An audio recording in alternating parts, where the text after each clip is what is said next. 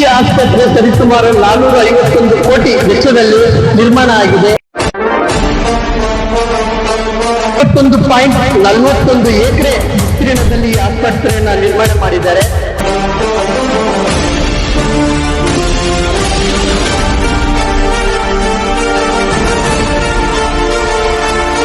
ಸುಮಾರು ಒಂದು ದಿನಕ್ಕೆ 25ರಿಂದ 30 ಹೆರಿಗೆಗಳನ್ನ ಈ ಆಸ್ಪತ್ರೆಯಲ್ಲಿ ಮಾಡಿರ್ತಾರೆ.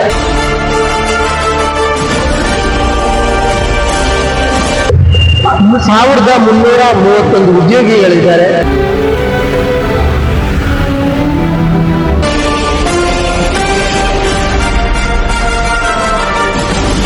Hi, good afternoon guys. ಈಗ ನಾವು ತಮಿಳುನಾಡು ಸ್ಟೇಟ್ ತಿರುವಳ್ಳೂರು ಡಿಸ್ಟ್ರಿಕ್ಟ್ ಗೆ ಬಂದಿದ್ದೀವಿ. ಸೊ ಇಲ್ಲಿ ಒಂದು ವಿಶೇಷವಾದಂತ ಒಂದು ಪ್ಲೇಸ್ ನಾವು ನೋಡೋಣ. ಸೊ ಇಲ್ಲಿ ನಿಮ್ಗೆ ಹಿಂದೆ ಕಾಣಿಸ್ತಾ ಇರ್ಬೋದು, ಇದು ಸಾರ್ವಜನಿಕರ ಆಸ್ಪತ್ರೆ. ಈ ಆಸ್ಪತ್ರೆ ಸರಿಸುಮಾರು 451 ಕೋಟಿ ವೆಚ್ಚದಲ್ಲಿ ನಿರ್ಮಾಣ ಆಗಿದೆ. ಇದನ್ನ ಉದ್ಘಾಟನೆ ಮಾಡಿದಂತ ಒಂದು ವ್ಯಕ್ತಿ ಒಬ್ಬ ಸಚಿವ ಎಂ ಸುಬ್ರಹ್ಮಣ್ಯಂ ಅವರು, ಜೊತೆಗೆ ಪ್ರೈಮ್ ಮಿನಿಸ್ಟರ್ ಮತ್ತೆ ತಮಿಳುನಾಡಿನ ಸಿಎಂ ಇವರು ಸೇರಿ ಉದ್ಘಾಟನೆ ಮಾಡಿದ್ದಾರೆ. ಸೊ ಈ ಹಾಸ್ಪಿಟಲ್ ವಿಶೇಷ ಏನು ಅಂದ್ರೆ ಈ ಹಾಸ್ಪಿಟಲ್ ವಿಶೇಷ ಏನಂದ್ರೆ ಇದು ಸಾರ್ವಜನಿಕರಿಗಾಗಿ ಮಾತ್ರನೇ ಈ ಹಾಸ್ಪಿಟಲ್ ಓಪನ್ ಮಾಡಿದ್ದಾರೆ. ಇಲ್ಲಿ 21.41 ಎಕರೆ ವಿಸ್ತೀರ್ಣದಲ್ಲಿ ಈ ಆಸ್ಪತ್ರೆಯನ್ನ ನಿರ್ಮಾಣ ಮಾಡಿದ್ದಾರೆ. ಈ ಆಸ್ಪತ್ರೆಯಲ್ಲಿ ನಿರ್ಮಾಣ ಮಾಡಿದಾದ್ಮೇಲೆ 100 ಮೆಡಿಕಲ್ ಸೀಟುಗಳನ್ನ ಫ್ರೀಯಾಗಿ ಡೊನೇಟ್ ಮಾಡಿದ್ದಾರೆ. ಸೊ ಈ ಹಾಸ್ಪಿಟಲ್ ನೇಮ್ ಬಂದ್ಬಿಟ್ಟು ತಿರುವಳ್ಳೂರ್ ಮೆಡಿಕಲ್ ಕಾಲೇಜ್ ಹಾಸ್ಪಿಟಲ್ ಅಂತ ಈ ಹಾಸ್ಪಿಟಲ್ ನೇಮು. ಇಲ್ಲಿ ಕ್ಷಯ ರೋಗ ಆಗಿರ್ಬೋದು, ಶಸ್ತ್ರಚಿಕಿತ್ಸೆ ಆಗಿರ್ಬೋದು, ಅಪಘಾತ ಆಗಿರ್ಬೋದು, ತುರ್ತು ಪರಿಸ್ಥಿತಿ ಆಗಿರ್ಬೋದು, ಕಿವಿ, ಕಣ್ಣು, ಮೂಗು, ಯಾವುದೇ ಒಂದು ಬಾಡಿ ಪಾರ್ಟ್ ಆಗಿರ್ಬೋದು, ಪ್ರತಿಯೊಂದು ಬಾಡಿ ಪಾರ್ಟ್ಗೂ ಪ್ರತಿಯೊಂದು ಕೊಠಡಿಗಳನ್ನ ನೇಮಕ ಮಾಡಿದ್ದಾರೆ. ಅಲ್ಲಿ ಆಪರೇಷನ್ಗಳನ್ನ ನಡೆಸಲಾಗುತ್ತೆ. ಮತ್ತೆ ಮುಖ್ಯವಾಗಿ ಇದು ಒಂದು ಹೆರಿಗೆ ಹಾಸ್ಪಿಟಲ್ ಅಂತಾನೂ ಅನ್ಬೋದು. ಯಾಕಂದ್ರೆ ಸುಮಾರು ಒಂದು ದಿನಕ್ಕೆ 25ರಿಂದ 30 ಹೆರಿಗೆಗಳನ್ನ ಈ ಆಸ್ಪತ್ರೆಯಲ್ಲಿ ಮಾಡಿಸ್ತಾರೆ. ಸೊ ಈ ಆಸ್ಪತ್ರೆ ಸಾರ್ವಜನಿಕರ ಬಳಕೆಗಾಗಿ ಆಗಿರುವಂತಹ ಆಸ್ಪತ್ರೆ. ಸೊ ಇದು ತುಂಬಾ ಸಾರ್ವಜನಿಕರಿಗೆ ಉಪಯೋಗ ಆಗ್ತಾ ಇದೆ.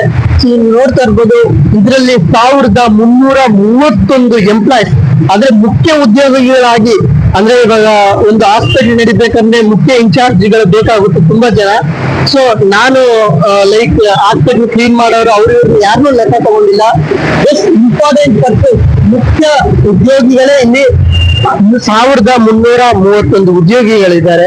ಸೊ ಇಷ್ಟೊಂದು ದೊಡ್ಡ ಹಾಸ್ಪಿಟಲ್ ಅಲ್ಲಿ ಒಳಗಡೆ ಸ್ಕೂಲು ನೇಮಕ ಮಾಡಿದ್ದಾರೆ ಅಂತ ಹೇಳಲಾಗುತ್ತೆ.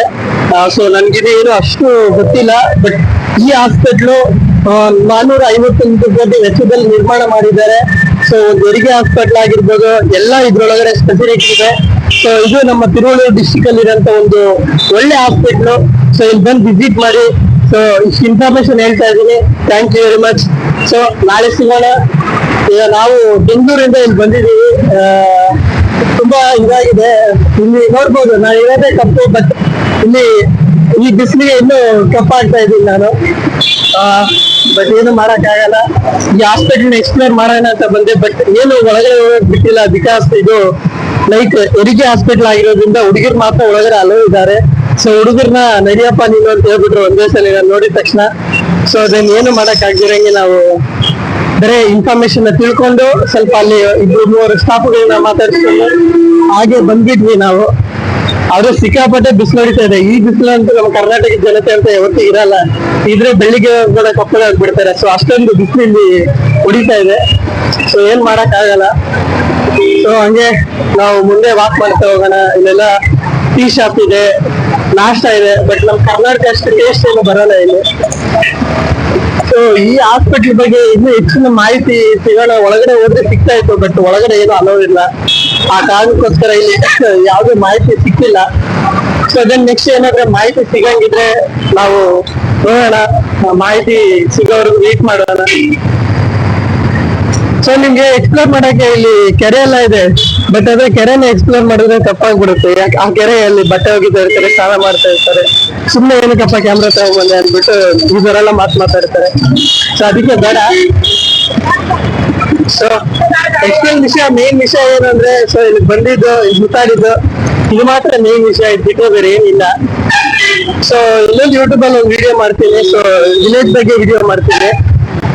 ಸೊ ಆ ವಿಲೇಜ್ ಅಲ್ಲಿ ಏನಂದ್ರೆ ಆ, ನಮ್ಮ ತಮಿಳ್ನಾಡಿನ ನೇಚರ್ ಹೇಗಿರುತ್ತೆ, ವೆದರ್ ಹೇಗಿರುತ್ತೆ, ಸೊ ಅಲ್ಲಿನ ಪ್ರಾಣಿಗಳು, ಪಕ್ಷಿಗಳು, ಕೆರೆಗಳು, ಸೊ ಇದ್ರ ಬಗ್ಗೆ ಸಂಪೂರ್ಣ ಮಾಹಿತಿ ನೆಕ್ಸ್ಟ್ ವಿಡಿಯೋದಲ್ಲಿ ಕೊಡ್ತೇನೆ.